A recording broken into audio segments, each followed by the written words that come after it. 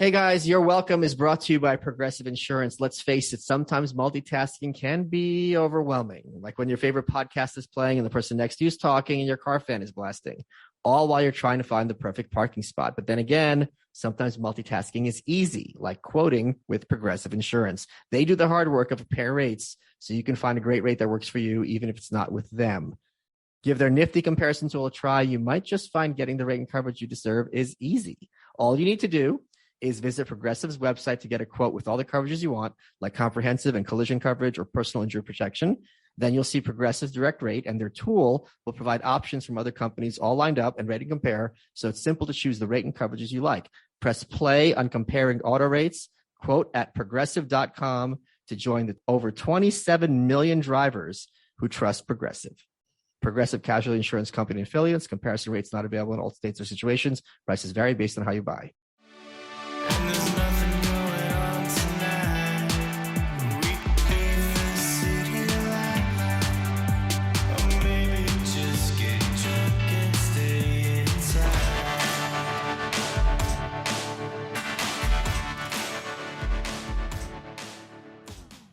Good afternoon, Michael Malice here. Let that be your welcome for the next hour. We have with us a special guest, Sara Gonzales, who hosts the news and why it matters on The Blaze. She just launched a makeup line, which I don't know if we're going to get into because women are not allowed by law to watch the show.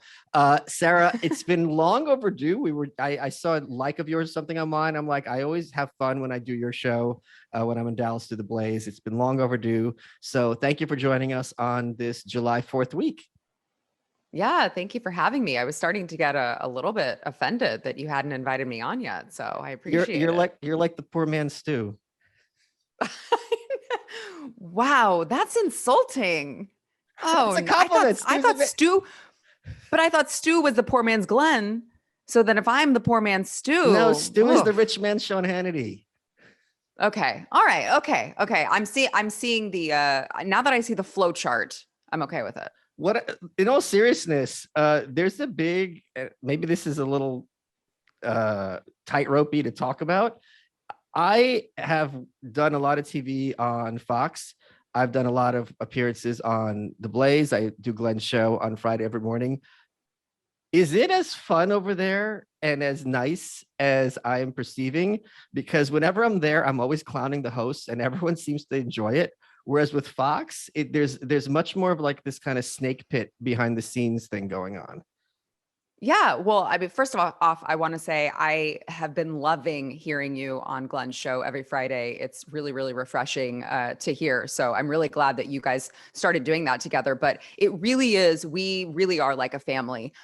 We don't really compete with one another other than a friendly competition, which, by the way, I might note, I did win the competition of selling the most Let's Go Brandon Christmas sweatshirts on the Blaze Media shop. I would just like to say, but no, it really is. It's fun. We're all very good friends. Chad Prather is, one of my best friends in the whole world. We go out together on the weekends whenever he's in town. It really is one big family, which is, I think, why the audience is just so dedicated and so loyal to watching us, is because they feel like they're sitting down at a table with us, just, watching friends talk. And that really is what it is at the end of the day. Gonzales is obviously a Jewish name. Can you speak a bit to, there's this big kind of buzz in the air that Hispanics are really going GOP in numbers that are just really statistically anomalous to the past. We saw that in the election in Southern Texas of the first Mexican-born Congresswoman. Can you speak to why you think Republicans are actually reaching Hispanic voters, and why is it happening now as opposed to 4 years ago? Well, I think that you needed to see, the Hispanic community needed to see what life was like under Donald Trump compared to what life is like now. And I think now that they are seeing the contrast, they have the perspective to know, hey, my life was better. The economy was better. We weren't going crazy radical on all of the LGBTQIA apostrophe plus agenda. And generally speaking, the government stayed out of my business, which is, again, Hispanics are typically socially conservative. And they just kind of get wrapped up with the Democrat Party, and it just kind of becomes a thing, right? Well, I vote Democrat. Democrat. My parents vote Democrat. My grandparents vote Democrat, and they've never really thought about it. But now that they have the perspective of looking at how much better their life was like under Donald Trump, on top of all of the radical things I think that the Biden administration is doing, I think that they're really sitting down and looking at how much worse off they are under Joe Biden. And they're realizing these people have been promising us all of these things for all of these years, and they've not delivered. But you know what they are doing is letting a bunch of illegal immigrants in, which again, the typical traditional Hispanic family, most of us came here legally and did it the right way, or our ancestors came here legally and did it the right way. And it really is a slap in the face to all of us who see all of these people just being let in for free. We're like, wait, we had family members who spent a lot of money, by the way, to do this the right way, and you guys just don't respect that at all. So I think that they had to have the perspective of seeing how great it can be compared to how much worse it can get when you don't vote the right way. Yeah, when I grew up in Brooklyn, someone on Twitter said a couple of weeks ago, and I thought this was really profound, that Hispanics are just basically darker Italians. And Italians and being Catholic are like the quintessential swing vote, especially in cities between Republican and Democrat. I grew up in an Italian neighborhood. I should say Italian because it was Sicilian. Then after college, I moved to Hispanic neighborhood. And that really kind of made sense to me because the Hispanic experience is much closer to the Italian experience than the African-American experience. There wasn't Jim Crow. There wasn't this kind of repression and all these other elements of racism. Where there was prejudice, which there was against Italians, against Irish, against Eastern European Jews. So it kind of makes sense that, you know, just like Reagan was very big on getting Irish Catholics, Italian Catholics to start voting Republican, that this is something that was kind of past due. Yeah, I mean, talking about Catholics as well. I mean, again, as you pointed out, Hispanics are very similar to the Italian family, but most of them are Catholics, and a lot of them don't like seeing where the left is going on abortion as well. As much as Nancy Pelosi will tell you, don't worry. You can be super Catholic and also support abortion up until the moment of birth. Hispanics are like, hold on a second. I don't think that's correct. And so, you know, they're seeing all of these things happening and they're like, I don't want any part of this anymore. One of the things that, you know, I point out, I'm curious your thoughts because your mom is, you know, they could have been doing whatever they want to these kids in these schools if they just shut up about it. And like no one would ever know and no one would ever believe it. And like the kids aren't going to go home and complain because most kids aren't going to have the capacity to realize, wait a minute, this is really kind of bad what we're being taught. Like, I hate asking the question in this way, but as a mom, and I'm sure you have a lot of obviously conservative moms who listen to your show and follow you on social media, like is my perception accurate that their level of like what WTF has just gone through the roof in the last 2 years? Oh, 100%. But I think that part of that wasn't necessarily their choice. I think there was a lot of uncovering done during COVID that wouldn't potentially have been uncovered, right? Because there are a lot of parents who started listening to the Zoom calls on the other side of the kitchen, like, wait, why are you asking my 5-year-old his pronouns? This is supposed to be kindergarten class. He doesn't know his colors yet. Can we back up a second? And so I think that kind of brought a lot of the darkness into the light. Wait, I got to interrupt you because I literally just remembered that I was in kindergarten and the puzzle was what two colors combine to make purple. Like I haven't thought about this since I was 5. And I was like, oh, and I'm sitting there with crayons and everything's coming out brown because you mix enough colors. That's what the crayons look like. And yeah, that was my brain at that point. Like I didn't know how to make purple. So to sit there and be like, what's the differences in some kind of coherent English between a boy and a girl? I'll be like, a girl's pink. Like that would be the extent of it. Right.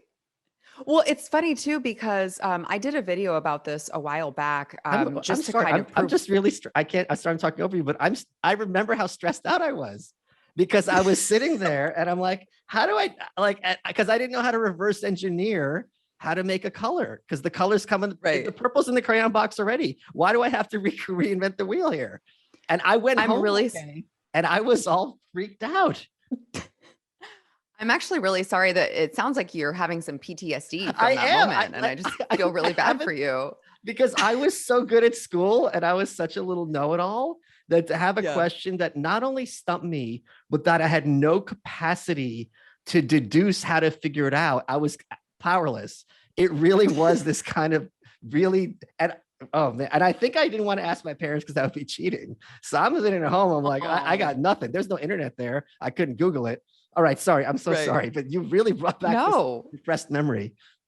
I mean, I feel like I should like sit on the couch, Michael. Tell me all about it. I'm here. I'll bill you at the end of the hour. Yeah. No, but I just, but what you're talking about, those are the types of things that children are supposed to be concerning themselves with. Maybe not to that extent, but supposed to be concerning themselves with in freaking kindergarten, right? Like that's normal. But now you have these same ages. What I was going to say was, I made a video about my son at the time. We were talking about drag queens taking over like children's programming, and you have that Desmond is Amazing, who Yeah. was a drag queen, whatever, from a very young age. And so I had a book, story that my son had written at about the same age as, the kid we were talking about. I think he was 7 at the time. And it was a story about like a poop. Like it was just a piece of poop. And it was a story about how he became king, I think. And it was just this ridiculous story. But really the point that I was trying to make was like, this is where a child's mind is at right now. And you're telling me that they have the capacity to understand gender and also to change it? Like that's just not correct. And so, we've got all of these teachers who are trying to shape these kids' minds. They're trying to indoctrinate them into this really evil stuff. And I'm, for one, very thankful.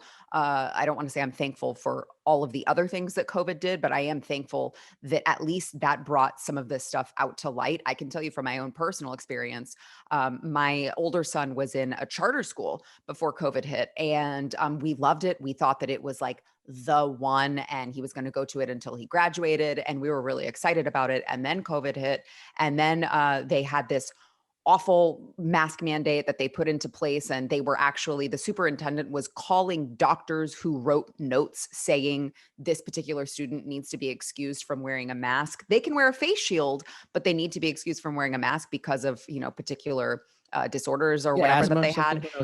Yeah. And the superintendent was actually calling and emailing the doctor to verify that. Do you understand, though, that you're going against the CDC guidelines? And I was like, okay, well, that's not the school's place to override the parent and the doctor. And then on top of that, we saw a picture. Once the students went back to school, we saw a picture of a Black Lives Matter fist mural out in the hallway for all of the children to see, including, the kindergartners. And it was at that point that I went, okay, yeah, you know what? We're not doing this anymore. And so I homeschooled him for an entire year. Yeah. I homeschooled him for an entire year until I found a private school, a very, very small private Christian school that I was able to get him into after lots and lots of vetting and conversations about what they found to be appropriate and what they didn't.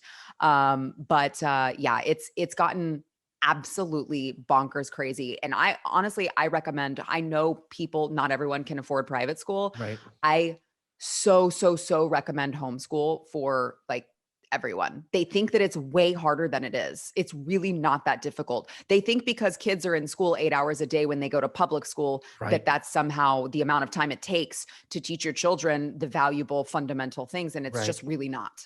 Yeah, it's a very outdated model. It's basically you have to be taught at the speed of the slowest kid. Some kids are going to be good at reading. Some kids are going to be good at math. Some kids are going to be good at art. Some kids are going to be good at sports. And imagine all of those things. You can only go at the pace of the kid who's the worst at it. It's like having a relay race, but you have to go at the speed of the kid in the wheelchair. It's not the kid, his fault, but like that's how fast you can go. So especially with, we're old enough. It's amazing how quickly kids pick things up, computers and things like that, so on and so forth, to sound like the boomer that I am. So the idea that it's going to take them 8 hours, kids love learning. It's only schools that make them resent learning, like little boys just having to sit in front of a desk, for 8 hours and just listen to someone drone on and on, as opposed to, okay, here, figure this out on your own. You've got half an hour, time it, make it an adventure. These are completely different experiences and completely different relationships between, learning and knowledge, and the person in front of the room. Yeah, yeah, especially when you're talking about public schools specifically, you're talking about these teachers who, look, I'm sure that there are good teachers out there. I feel like every generalization I make, I have to preface it because I'll have someone send me a message and be like, "I'm a teacher and you offended me because I'm one of the good ones." I understand that in every industry there are the good ones that exist, but overwhelmingly, what I've seen in my own personal experience, public school teachers are just like they kind of don't really want to be there a lot of the times, and it shows in their teaching styles and their patience levels and all of that. And to get a child out of that environment into a more loving environment where they actually feel appreciated and supported, I think makes all the difference in the world. And I love that you brought up what you brought up about little boys sitting in chairs, because Yeah. it just drives me bonkers crazy, because you combine that with I don't know if we're derailing the conversation or not, but Oh, you it's combine pre-derailed. that. Okay. You There's combine no that with rails on this show. that's just baked into the show itself. You combine that with they're having to sit for too long. The standard American diet is junk, and they've got all of this sugar coursing through their Yeah. veins, and they already are predisposed to not wanting to sit and be still and be quiet and do their work, for 8 hours a day. That's just a disaster waiting to happen. And then you see all of these boys being diagnosed with ADHD or something that they don't have, because the fact of the matter is little boys need to be running around and playing. I mean, little girls for that matter as well, but specifically little boys, I can attest to because I have two of them now. And yeah, it's just in their DNA. And so I just think it's so sad whenever I see schools that still do that.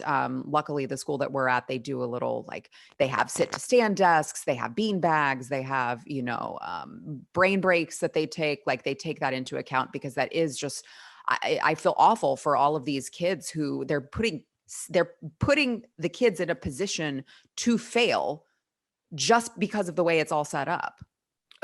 Were you like, what, is it weird being the mom and being the teacher? Are you like the nice teacher, or are you like hitting their knuckles with the ruler? It depends on the day, honestly. I will tell you, it was a juggle, because I wasn't planning on all of this Right. happening. We have think of my timeline here. Um, my younger son was conceived, hate to be TMI here, I guess, but my younger son was conceived in December of 2019. So we had no idea what was going to happen Oh, just a right. few Yeah. months later. Yeah. And so I'm pregnant through the pandemic. I have a pandemic baby. My son's school shuts down, and all of a sudden I'm homeschooling my older son with a newborn at home, and also my regular job that I have to go to. And so it just, all of these things, like I wasn't planning on any of it. So it depended on the day. I don't know if the baby was having a bad day, which oftentimes he did, I might have had a little less patience. But for the most part, I know how to communicate with my son better than anyone. And so we had a great time. And the best part of it was we got it all done in like an hour and a half. And he had the rest of the day to play and, do other things. Like, I could force him to mow the lawn and stuff. I get free child labor and everything. It was great. Did you ever have to bust out the chancleta? I didn't. I didn't. And if I did, I would not admit that he may or may not have gotten hit with the chancla. You're betraying your heritage. Like, what kind of Hispanic mom are you if you don't bust that thing out? Like, this is I 101 know. stuff. Even I know about this. I know. I know. Well, it's funny. My toddler has a fascination with my shoes and with my sandals specifically, and he always brings my shoe out and gives it to me, and I'm like, "Oh, you want the chocolate? You want the chocolate? Are you sure?" So Uh, let's it'll talk come. about It'll come. I promise. one of the things that I was very disturbed to learn, which was counterintuitive, is during COVID, certain things that didn't seem obvious to regular people who are suffering from medical conditions, suffered disproportionately enormously. I'm specifically thinking of Lauren Chen, who I'm sure you think very highly of as well. Yes. She's just like you. Yes. She's like, this beautiful mom who's also much more hardcore than people realize. And her Right. dad was diagnosed with cancer. She was in Canada, and basically he couldn't even get tests for like a year. And she just has to sit there wondering, as she knows for a fact he is dying and she's completely powerless and she can't even leave the country, which thankfully she has now. And she's just said this great quote when she was on my show, "Why am I funding my own oppression?" It was like such like a light bulb moment, which encouraged me as well to move from New York and have that Texas sign behind you, which I completely endorse. Was it difficult being pregnant during COVID? Like, were there complications and things like that? Yeah. It's funny you bring that up, and I think the world of Lauren Chen. I love her, and my heart really went out to her because it was so frustrating to sit back and be telling people, guys, you don't understand. Shutting society down will have so many more ramifications than you realize. One being that people are not going to be able to go get their regular annual checks that they're missing. That doctors could have picked up on all of these things that they're going to find out later, and in some cases will be too late. But for my experience, it was very interesting because my doctor's office is in a hospital. And so of course they have to abide by all of the crazy hospital guidelines that they have a table set up and they screen you and they take your temperature and then they force you to use their hand sanitizer, which is just, I hate hand sanitizer to begin with, but I hate the ones with all of the gross chemicals and stuff. If I'm going to use a hand sanitizer, I have a natural one. And so, you have to use it in front of them, and rub it together, and they have to see you do it before you can go on. And so everything changed very, very early into my pregnancy. My husband couldn't get in to see the ultrasounds. So what we did initially was, Wait, and I asked seriously? them too. I said, That's like such a rom-com like moment where like he's holding your hand, the jelly's on your belly. Yeah. It's such a bonding. Yeah. Oh my God, that's so sad. And it was specifically because you do a couple ultrasounds if you have a routine normal pregnancy. You do a couple, and so it was the 20-week scan. I believe it's 20 weeks that they do, and they check all of the anatomy to make sure that everything is there. There aren't any problems that they can see. And so I said to them, "Well, what if there's something wrong?" I mean, first of all, this is also half his baby. But second of all, what if there's something wrong? Like, isn't that cruel to do to a pregnant woman? You've already got all of these emotions. You've got a baby growing inside of you. You're telling me if there's something wrong, I'm not going to have my support system there. And they said, no. The only time that we might let a husband in is a case by case basis if we've already identified a problem and it's a problem ultrasound. So I said, okay, well, this is bonkers crazy. So we found a maternal specialist. It had to be like a specialist who was outside of the hospital, who was like the only person in the Dallas area who was doing ultrasounds and allowing spouses to go in. And we went and did that ultrasound with her. Of course, we had to pay, it wasn't cheap. But we wanted to do that just so that he could be a part of it. And then, of course, I finally, because all of the restrictions were up in the air as far as labor and delivery, we were hearing stories about, which I'm sure you heard too, all across the country. There were stories about moms who tested COVID positive and they were separated from their baby, and, the hospital wouldn't let them see the baby, and, they had to be quarantined, and the dad couldn't leave, and all of this crazy stuff. And I'm like, I don't know where we're going to be in September of 2020. I have no idea if the restrictions are going to get worse, if they're going to get better. I don't know. And so it was so bad that in the last, in my last trimester of pregnancy, I ended up switching to a midwife, and I delivered my child in a birthing center. I did a water birth in a tub with no medication, no nothing. It was an all natural birth because I was just so fearful of all of the hospital craziness. And I just wanted to avoid it entirely. Now, I did hemorrhage when I was giving birth. Luckily, the midwife was prepared. And in the moment, it didn't, for me, I had just delivered a baby, so I kind of didn't know anything that was going on. But for me, they handled it very quickly and professionally. But apparently, according to my husband, it was pretty scary for a moment because I lost, a lot of blood. Are you delivering like in a bathtub or on a table? In a bathtub. Wait, so in fact, it looks like Jaws, the baby came, right? So yeah, precisely, exactly. Because, you've cut yourself shaving, right? In the shower or whatever, and you get out and it looks much worse than it is. But yeah, it did. It looked like a Jaws scene. Oh, your poor husband, like to see that. I know. I know. Well, and of course, this is my older son is from a previous marriage. And so this is his first baby.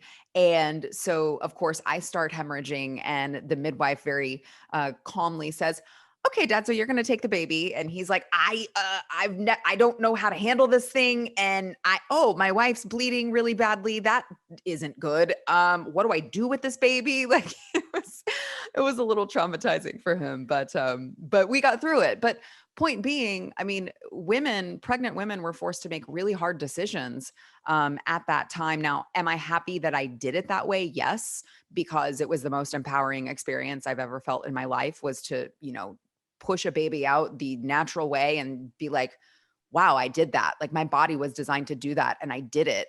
So I'm glad that it happened that way. But I mean, it wasn't fair what they did to a lot of people who needed medical care, but pregnant women especially. It just was not fair, anything that they did. Guys, I'm really happy to promote Fume, which is one of the best mechanisms out there to help you quit smoking and help you quit vaping. What is Fume? Fume is a natural inhaler designed for a better, safer way to quit cigarettes. There's no smoke, there's no vape. It's made out of wood, Canadian maple, and they use these cores infused with plant oils that are studied to help curb cravings. It helps you replace that hand-to-mouth motion that so many smokers are addicted to. That ritual is part of the addiction, and it makes it harder to quit cold turkey. Fume helps with the quitting process, and they have support beyond quitting with over a dozen cores for relaxation, for energy, and more. All you got to do is go to breathefume.com, breathefum.com/malice, and use code malice. You get 10% off. This is a great way to get your health back in order. They were from Canada, and they've helped over 50,000 customers around the world. You owe it to yourself and to your family to find a replacement for smoking that will make it easy to stick to not wasting money on that awful, awful tobacco. Quit naturally with Fume and use Malice to save 10% at breathefume.com/malice. And you'll be thanking me, I promise. As a new gun owner, I am ecstatic to tell you guys about ammoseek.com, because I need ammo for my gun, which is just sitting here on the floor. Ammoseek.com is a comparison shopping search engine for in-stock ammunition, guns, mags, and reloading supplies. Results take you to the product page of the seller's website, where you can easily make your purchase. Search results data is updated in near real time, 24/7, and the results can be sorted and filtered according to what you care about. Cost per round, which is the default, caliber, grain weight, manufacturer, and more. You can even save searches and set price alerts to be notified when your favorite product shows up at the price you want. AmmoSeek is totally free to use. What's faster than a car or plane? Your fingers when you go to ammoseek.com and order your ammo today. God bless ammoseek.com and God bless America. And I say that not ironically. I am so sold that as soon as I finish recording this, I'm going to get some. I'm not even kidding. I had to get this on my list. Let's get back to the show. So there's that line you always hear from feminists about if a woman can give birth, is there anything they can't do except open a jar, apparently. Can you explain to me in my male brain as best you can, like how much it hurts to give birth naturally? Yeah. So I want to preface this with my toddler almost came in the car. So it was weird for me because I have the both experiences. My first one, I did the epidural, Okay, yeah. I did the whole thing. I didn't feel a thing. I was like, oh, cool. I'll do that over and over again if I need to. That didn't suck. And so I was very nervous and very fearful going into my next one, because I'm like, I have no idea what to expect. The last one was so easy. And so, but I had contractions all throughout the night. Of course, they get progressively more Right. and more intense. So your body's preparing for it. But you also have the perspective as a mom that you've just spent the last 9 months really seeing how your body is designed to do this. I mean, your organs move in order to make room for the growing womb. You know, you have all of these different things that your body does because your body was made for that very moment. And so you've spent the last 9 months viewing all of these differences that, your body now has. And so then once you actually start to go into labor, it's really painful. I'm not going to lie, like it really is painful. But the contractions come and go. like I said, they get progressively worse, but you get a little bit of a reprieve. You get a little bit of a break. Um, I would say that it hurts so badly when you actually, you're actually delivering the baby. It hurts so badly that your body kind of forgets it in a way. Like I don't remember. I remember that I Oh, felt okay. intense pain, but I don't even really.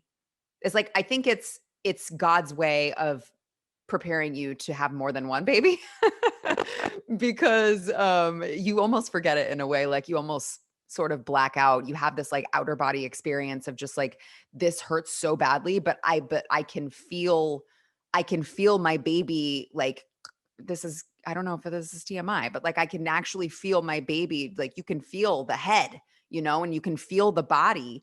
And it gives you this extra like holy crap, I'm doing this. Okay. I am pushing this out. And so you just like, you find it within yourself to just get it all out.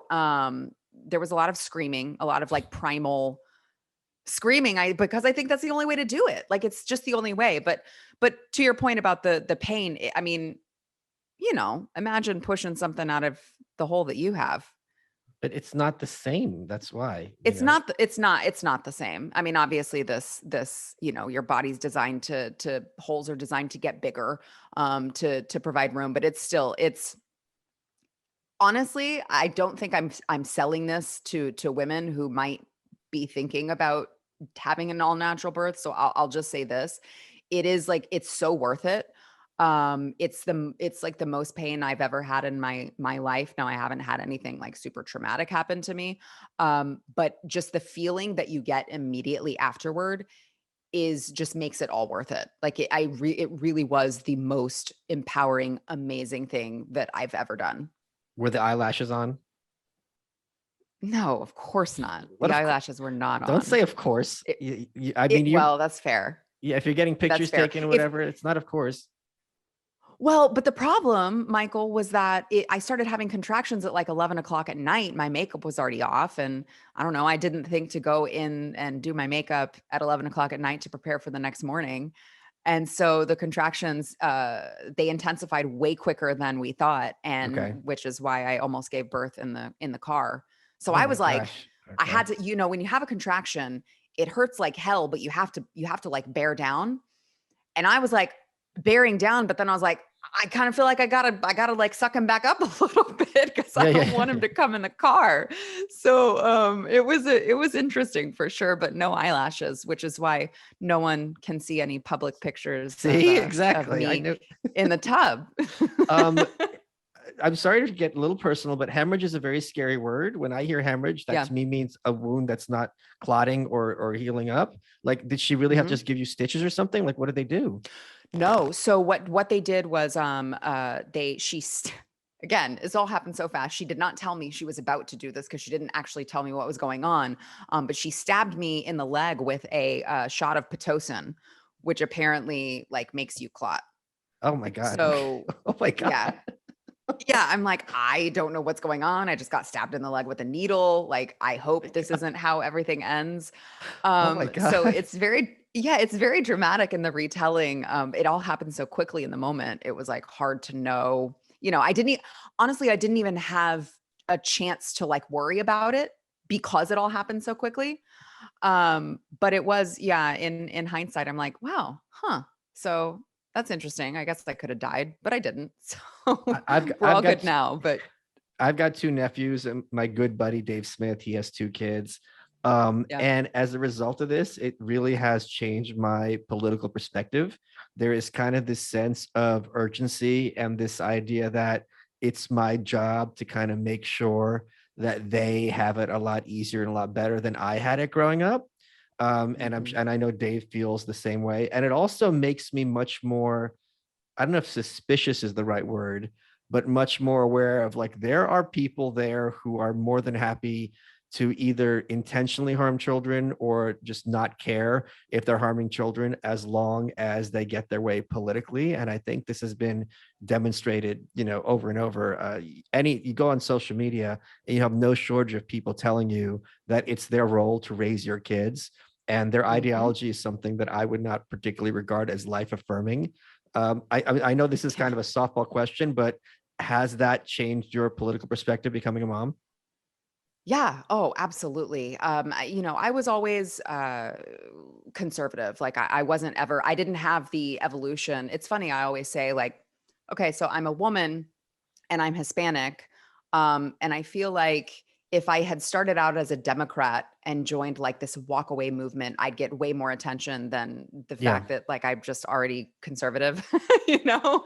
But I'm like, maybe I should pretend to be a Democrat first and then have like my defining moment. And then everyone will, cause all of the right is like, oh, we finally got one, every time someone in Hollywood says something conservative, they're like, wow, they're red pilled. Come on. We're like the desperate kid at prom to like get a date, But look, I was always conservative, but this has pushed me, the all of these, the teachers, all of the left trying to indoctrinate our children while simultaneously saying these are our kids, is disgusting. And it definitely, in a lot of ways, the left's rhetoric on children, whether it's killing them in the womb, whether it's, trying to indoctrinate them as soon as they get their grip on them in school, whatever the case may be, it really has radicalized me, even more. And because you have this inherent, just like, over my freaking dead body, Yeah. am I going to let you ruin my child's innocence? Whatever the case is, right? I mean, my child is innocent. And the fact that you want to somehow taint that is like, it's not going to happen. But I mean, I think that that's why you saw what you saw in, Virginia and the governor's race and all of these deep blue San Francisco having these school board or city council boards recalled because parents are finally standing up and saying, yeah, that's not happening. You're not doing that to my kids. So, I mean, I hope that other parents are catching on. It seems like other parents are catching on. And as you know, Michael, the left will just continue to double down on these horrible ideas and bad policies. And they're going to continue to say the quiet parts out loud, because that's just what they do. And they don't know any other way. But you really get this inherent sense of just like, that is not like over my dead body. Is that freaking happening? And I mean, on guns, on indoctrinating our children in schools, on abortion, on all sorts of things that I'm like, I am protecting my family at any cost necessary, period. One of the things that I kind of take personal pride in, and I think is probably the biggest issue that conservatives as a movement have changed their minds on, is their view on the police. And especially that school shooting, and as more and more is coming out about what happened there, where the cops, first of all, they blatantly lied about what they were doing, and they also made a point to prevent the parents from going in and stopping the kid from shooting more people. Has your perspective on the police as a conservative changed in the last couple of years?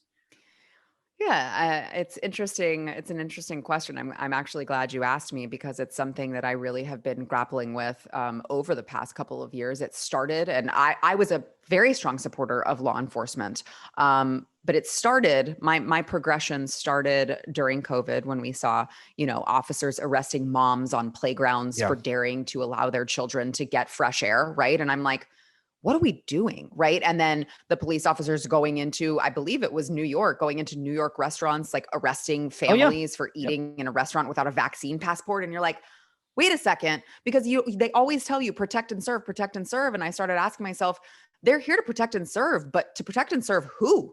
Because it's not you, it's not me, it's not the community. Right. And so I started seeing this and I started going, okay, I can see why the left is critical of the right for blindly supporting this particular organization, because these things that are happening are not okay. Then came my own personal experience with a DPD officer, a Dallas PD officer at a Beto O'Rourke event. I don't Oh know yeah, if that's you right. You happen tell me to. about that because you're suing. Yeah. Yeah. So we're actually filing. We've just filed a federal lawsuit over it. But the way that officer put her hands on me, a law-abiding citizen. Wait, can you tell the whole story? Yeah. Can you tell people the story? Yeah. Sure. So I went to look. I feel like I was doing God's work. Wait, at but this if you're point, Hispanic, you should be supporting Beto. He's a countryman of yours, right? That's true. And it was so gross too so I went to a Beto O'Rourke rally. Obviously not in support of him, but it was a town hall and I wanted to ask a question. It was an education town hall. I'm like, I have 2 kids. I live in the state of Texas. I have every right to show up to this event and try to ask a question about what this guy who's running to head up my state wants to do in education. And so I went and number one, he did, as you point out, he's so insufferable. And throughout the rally, he kept throwing out these, Spanish terms. Like he'd be talking about kids and he'd be talking about poor kids. And he'd say like, in their dirty chones. And I'm like, shut up. You don't talk like that. Stop. But so at the end of the event, he had a meet and greet. And I thought, all right, I'll go down and see what this is about. I met someone down there by the name of Cassidy Campbell. He's on YouTube as well. But I met someone down there who wanted to ask him a question about the World Economic Forum. And I said, I think that that's a great question. So I'll record the interaction. So I went with him. I waited in line. I had to shake this guy's hand. I felt like I needed 10 showers afterwards, took a picture with him and waited my turn, went through the line and then got my phone out to record. That should be your profile pic now. You and Beto. Oh, that would be so funny. It's so bad. You can see it in my face. I couldn't even force myself to like actually smile. I'm just like, like it's really bad. I'll send it to you, but you have to be sworn to secrecy. Okay, absolutely. So what I wanted to do initially, what I wanted to do was I wanted to get a selfie and I wanted to act like I was going to smile. And then at the very end, make like a grossed out face. And then I'd have this awesome picture of Beto smiling like a dork and me looking at him really grossed out, but they wouldn't allow selfies. Oh. So I couldn't do that. And I had waited through the line and I was like, oh, great. Now I have to take a picture with the guy. So I went through and then I started trying to record Cassidy's question. And immediately, of course, everyone has their phones out. People are videoing, they're live streaming the event. This is not a private event. This is a very public event. People have their phones out everywhere. And his staff returns to me and says, oh, no, we're not recording. And immediately grabs my phone and my hand and tries to pry my phone out of my hand. At this point, I'm like, what the hell's going on? I literally am just standing here silently trying to film a potential constituent asking a question. Now I've got this woman, technically assaulting me, trying to take my private property. And as I'm trying to get my phone back, I feel hands on me. They pin my arms to my sides very forcefully, is grabbing me and pushing me over towards the steps to get off of the stage. And turns out that it was a DPD officer who had not acknowledged her presence, who had not given me any sort of directive, just comes immediately, puts her hands on me, grabs me, assaults me. And as she's doing so, says, I don't got to touch your phone. I can just touch you. What, she said that? Oh yeah, I've got it all on camera. She says, I don't got to touch your phone. I can just touch you. So acknowledging that she knew that I was trying to get my own private property back and decides to come after me for, I don't know, again, abiding by the law. I'm not quite sure. And so the way that they handled that, now I do want to say on top of the lawsuit that we filed, which. Wait, who are you suing? Is it the DPD? I'm suing, so DPD, so the city of Dallas, the Beto campaign, the staffer who assaulted me, and the officer who assaulted me. Okay. So all of those are involved in the lawsuit, which is specifically just because we need to start holding these people accountable, right? On so many levels. The police can't work as mafia muscle for political candidates. That can't be a thing that we just let happen in this country. And the average person doesn't have the resources or doesn't understand and doesn't know how to push back and fight it. And so I just thought, look, am I do I have any physical, they didn't break my phone. I didn't break my ankle. I almost tripped the way that she pushed me over to the stairs. I didn't break my ankle, right? I don't have physical damages, but it's just like, we can't continue letting the abuse of power happen without doing at least pushing back about it. And so I felt like it was kind of my obligation to, push for this. But on top of that, she is being investigated by the Dallas Public Integrity Unit. Now, what they do is they investigate any City of Dallas employee when they potentially could have committed a crime. So do I anticipate that that's going to be a fair investigation? No, certainly it hasn't appeared to be, because they took me into an interrogation room, and they didn't allow me to have a lawyer present because they said, well, you're the complainant. You're not the suspect. So you don't need a lawyer. You're not allowed to have a lawyer present, and continued to like ask me all of these questions and interrogate me and treat me as if I was the one who, committed the crime. So I just, through that experience, and then on top of all of that, Uvalde, we're left with Uvalde, right? Yeah. I don't have a lot of hope for police, and I'd love to get your opinion, because I would like to believe. I feel like you're going to be more cynical than me here, but I would I'm like to not believe. cynical at all, but go ahead. Okay, well, okay, but I would like to believe that it's the good ones who left the force. Like, there used to be more good ones. And I feel like this is where you might disagree with me. There used to be more good ones, but with all of the defund the police movements and all of the, blame the white police officer for racism if they have to happen to stop someone who's Black, and it gets they get into an altercation.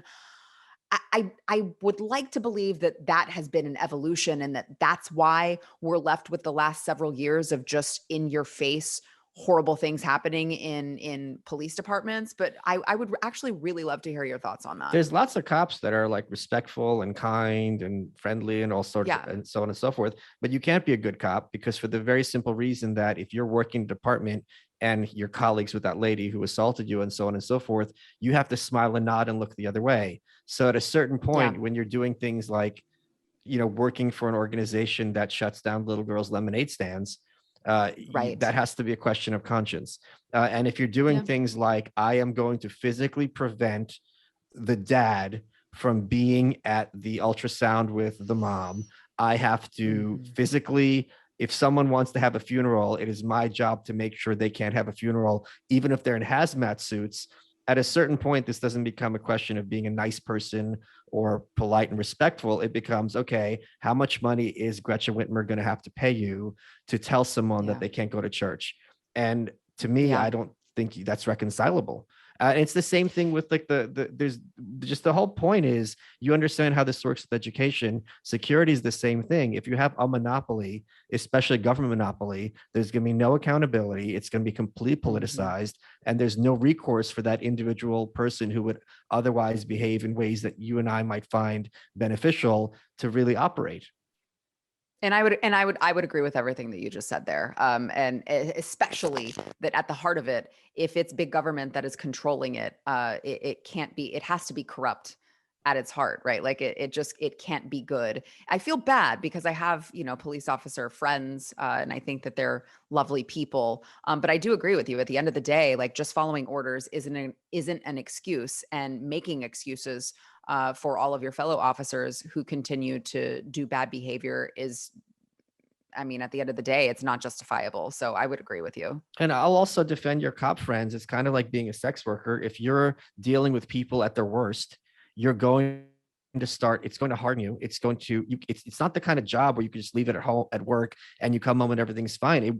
If you keep seeing like the kind of people that cops have to interact with on a daily basis, which is inevitably going to be like just jerks, to put it mildly, that's going to do a number on you, and you're going to have to become cynical and hardened, or it's just not something that's reconcilable. So if there was much more of decentralization and people being responsible for their own safety and security, first of all, there would be a lot less violence, because you'd have this expectation that people can fight back, but you don't have in cities.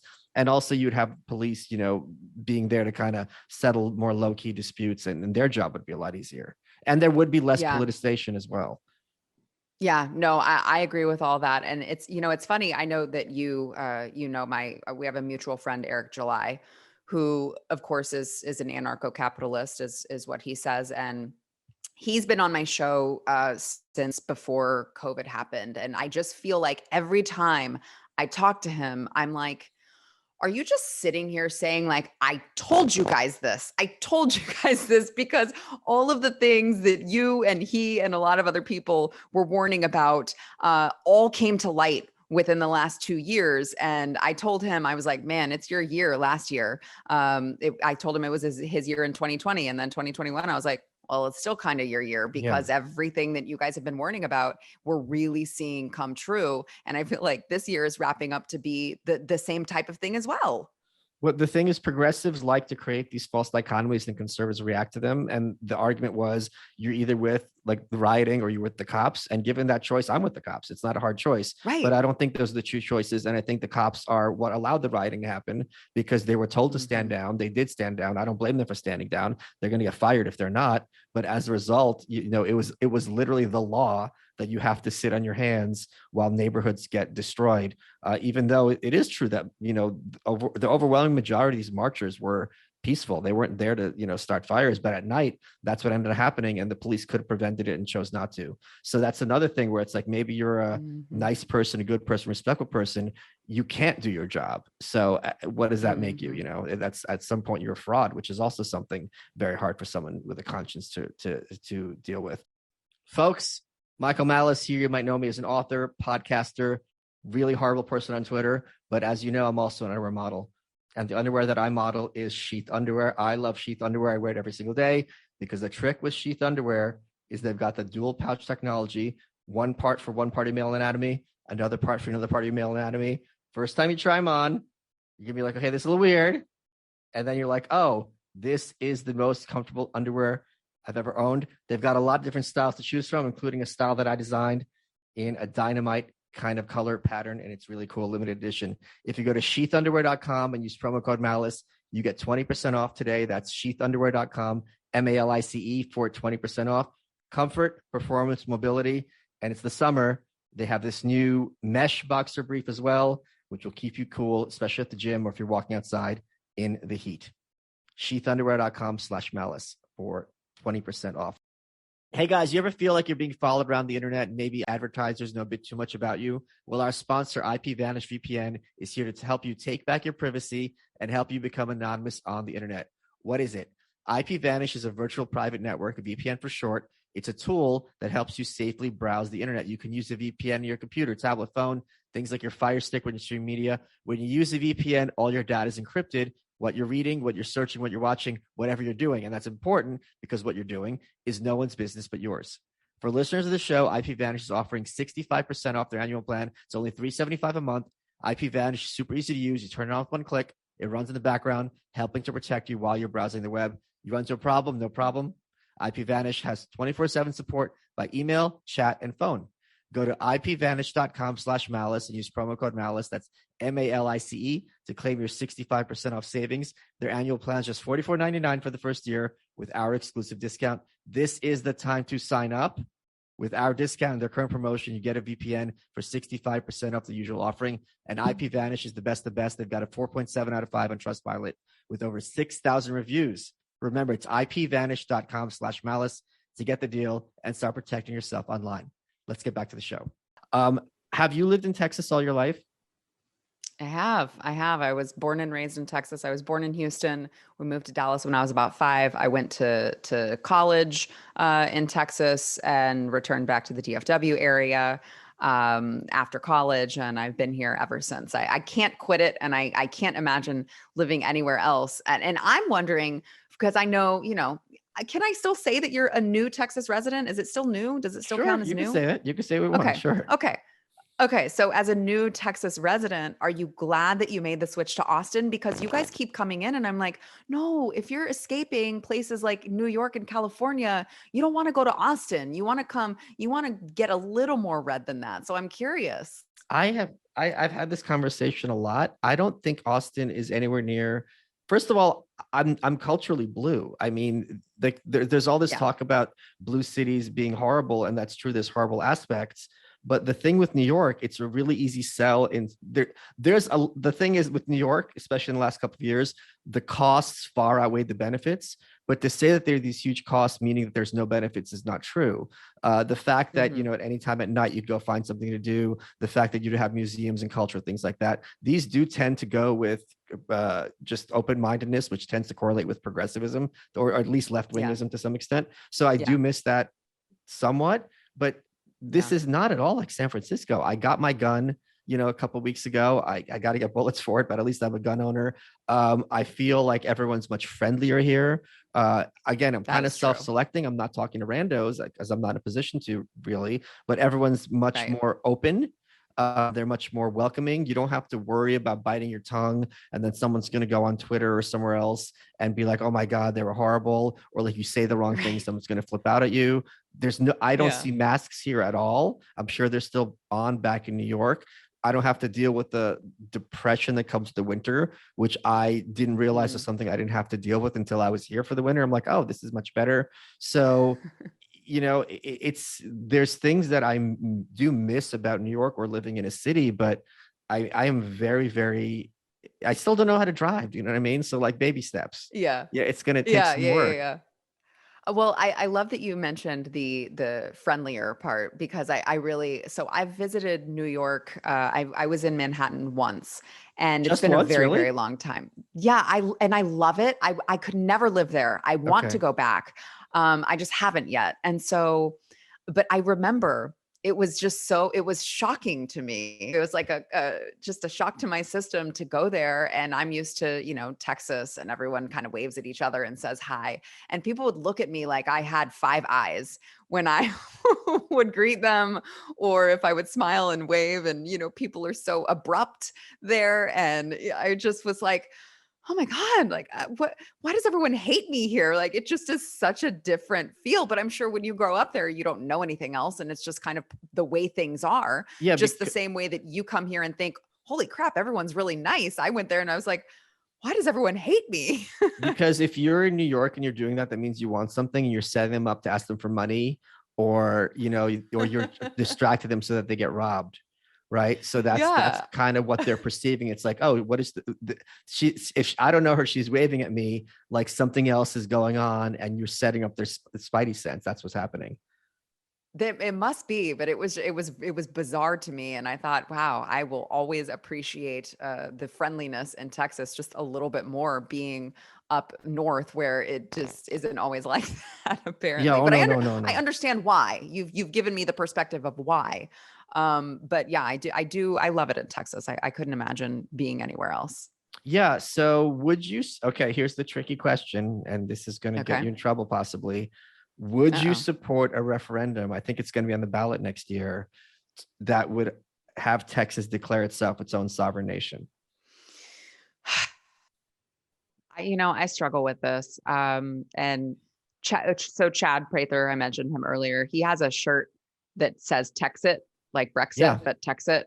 And one that says most likely to secede. And I Oh, I wear like these all that a the lot. time.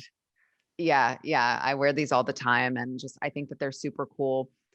I'm still not totally sold on the logistics of it, though. Sure. Like I feel like we need a little bit more like of all of our the grids that we have, and Yep. the framework that we have in so many different utilities and stuff like that. I feel like I would be a little bit more comfortable if we had those a little bit if those were a little bit more worked out. But listen, aside from that, if you're saying like theoretically, if it could work logistically, I absolutely would be for it. I would be for a national divorce if we could figure out how to like logistically make that work. I don't think that you can, but if you could, I'd be for it, because I think Texas is kind of its own, or at least it used to be before all of you crazy transplants started coming in. Texas is really kind of its own culture. And I would be totally for that as far as theoretically. I think it's kind of funny that like basically New Yorkers and Los Angelinos are the Mexicans of Texas. Like we're the new Mexicans. Like we're the ones who are really changing the culture and You making are. it worse from your perspective. You are. Far more than people who are crossing the border from the South in certain ways. It's true. Yeah, in Texas, you're way more Mexican than me. Yeah, yeah, more of a foreigner, most certainly. Yeah. What has been the most fun part of because this is July 4th, so let's talk about fun, nice things. What has been the most fun part of hosting your own show? What do you like about it still? I just, I try to be, and I think this is what we all in this space those of us who are all kind of friends with each other, we all try to be this. I just try to be the anti CNN and MSNBC, Yeah, because I yeah. think people for so long are just, they're used to watching, even Fox News, they're used to watching these talking heads that they read a teleprompter and that's all that they know how to do. And they're very stuffy and they take themselves way too seriously. And I just love that on my show, on, talking to you on your show, we've just created these spaces for people that like, we're just genuine, right? Like I'm going to give you the news. But I'm going to do it in my way and I'm going to tell you what I feel about it. And I'm not going to take myself too seriously. I'm going to joke around, especially, when you come on my program, I always get crap from you. So, we give each other a hard time. Yeah. And it really is, it's just fun because I think that people are craving that right now. Having had to listen to all of these talking heads for so long on mainstream media. And now that they have these alternative outlets that they can go to, you feel like you're giving like the average person more of a seat at the table. And I just really enjoy doing that. Yeah, that's a really good point that I didn't think of that, but it's amazing how much of reaction I get from people also that were like, oh, I finally feel seen. Like I never heard anyone Yeah. who had my perspective, and now I feel like I'm not a crazy Yes. person, or maybe I am crazy, but there's another crazy person. So it makes it a lot easier to be crazy. We're all in it together. If we're, maybe we're all a little bit crazy, but we're all in it together. Yeah. I get that response frequently whenever we'll go, we'll talk about whether it's Anthony Fauci or something about guns or something. And I just like lose my mind and I just go off and I get so many responses of just like, I'm so glad you did that because that was me, right? Like I was yelling at my TV because I was so mad and you said exactly what it was that I was thinking. Yeah. And so I think that there's just such a desire for that right now. So to be able to just do that and have fun with it. I hope that Blaze Management doesn't listen to this because I don't want them to think I'm having so much fun that like I never want a raise. It's a lot of hard work, man. Michael, I go every day. I work tirelessly and I live in fear of Stu. It's hard, but someone's got to do it. But no, it's fun. Unfortunately, I will tell you that Blaze Management does listen to the show. And I've heard from more than one person at the Blaze that I am radicalizing the whole like staff over there at a crazy rate. Which that's what I'm saying. You and Eric July, you guys, like y'all are transforming all of us. Yes, it's really fun. I saw on Instagram you launched a makeup line, and there was a slogan to the effect like "This is makeup for women." Was that meant to be a passive aggressive dig at Blair White? No, I love Blair. Blair. I told her I was going to ask you that. Oh no, I love Blair.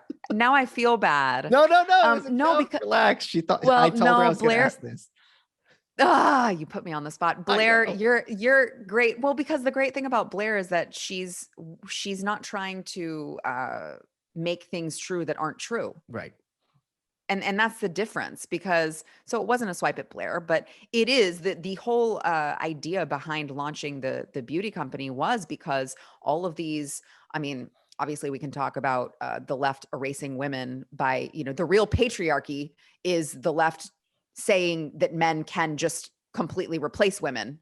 Like that's the actual patriarchy, not any of the things that they would say are. But, I saw all of this creeping in and, beauty brands were like having men on their magazine covers wearing dresses and wearing makeup. And, they're canceling deals that they have with conservative influencers on Instagram. And I'm like, it's wild that it's gotten this far, but conservatives are dying for a parallel economy and some place to put their money to a company that they know doesn't hate them.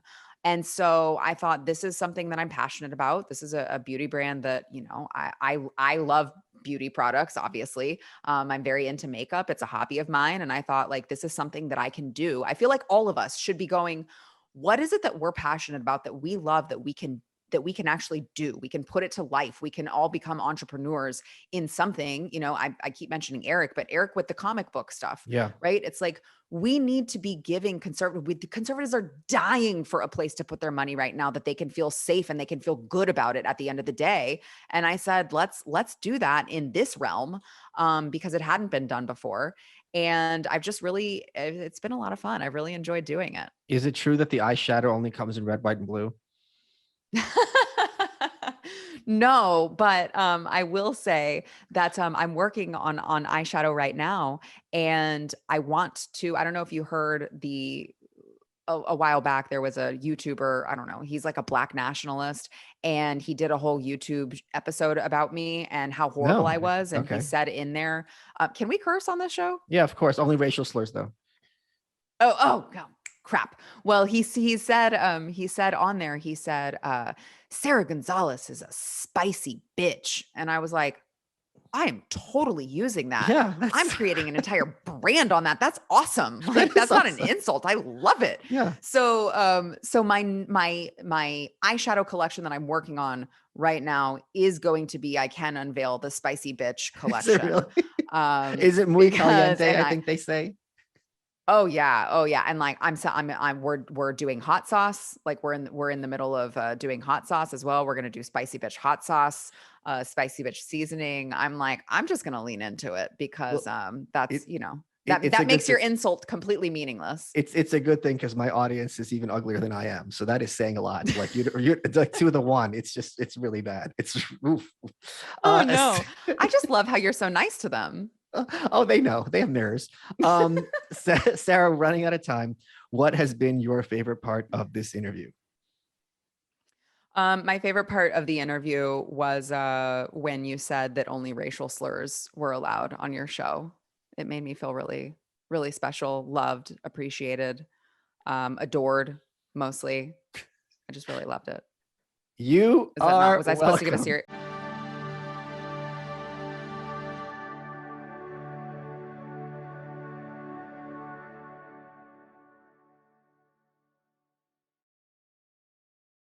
Have you ever heard that story that Napoleon used the Egyptian Sphinx for target practice and shot its nose off? Or maybe you've heard that a French astrologer named Nostradamus correctly predicted nearly 500 years of human history. Or maybe someone told you that the legendary blues guitarist Robert Johnson sold his soul to the devil at a crossroads in Mississippi. These stories are what I like to call historical myths. Great little tales that may or may not have any basis in historical fact. On Our Fake History, we explore these historical myths and try to determine what's fact, what's fiction, and what is such a good story it simply must be told. If you dig stories about death-obsessed emperors, lost civilizations, desperate sieges, voodoo black magic, and famous historical figures you thought you knew, then Our Fake History might just be your new favorite podcast. Still not sure? Then stick around to the end of the episode today to hear a teaser episode of Our Fake History. If you dig it, then subscribe on Apple Podcasts, Spotify, Stitcher, or wherever you get your podcasts. All this month, stream the funniest films for free on Pluto TV. Watch comedy classics like Anchorman, The Legend of Ron Burgundy, and Mean Girls. Or drop in for a Tyler Perry marathon with a Medea family funeral and Medea's witness protection. Pluto TV also has hundreds of channels and thousands of movies and TV shows like Get Shorty, Be Cool, Key and Peele, Comedy in Color, and more. And no contracts, no subscriptions, no fees, no joke. So download the Pluto TV app on your favorite streaming device and start laughing today. Pluto TV, drop in, watch free.